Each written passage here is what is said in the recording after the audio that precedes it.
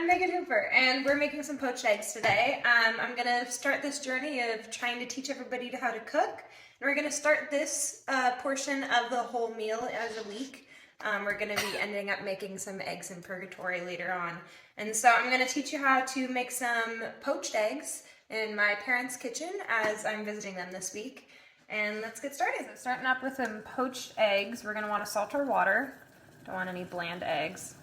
Also makes it boil a little bit faster.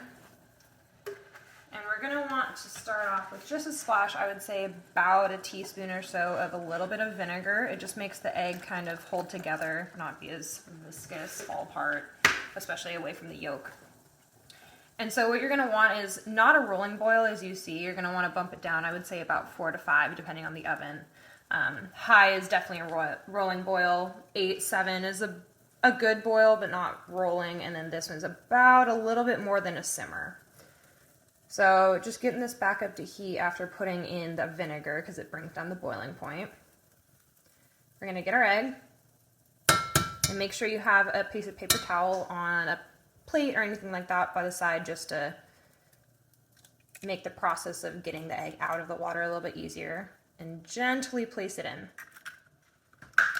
Now what I do here, and always have a napkin nearby, is just let it kind of hold together, make that skin, and then get a slotted spoon and just slowly scrape the side and it off the bottom so it doesn't stick and it's a little bit more free in its environment, kind of cooks more evenly that way.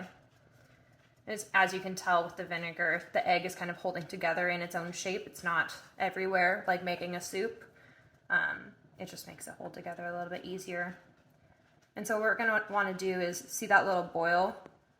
It's not really boiling yet, but it's just a nice simmer, and I would honestly even bump it up a bit just to get it a little bit more consistent.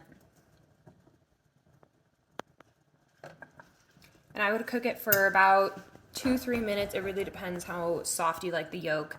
Usually poached eggs are pretty soft eggs. They're really good over English muffins, and as we're gonna be making later this week is we'll be poaching them similar to this, but rather than in water, we'll poach it in tomato sauce. Okay, so as you can tell, the egg, it kind of just comes apart a bit, just the egg yolk or white on the top. And this you can just skim off with a slotted spoon as well.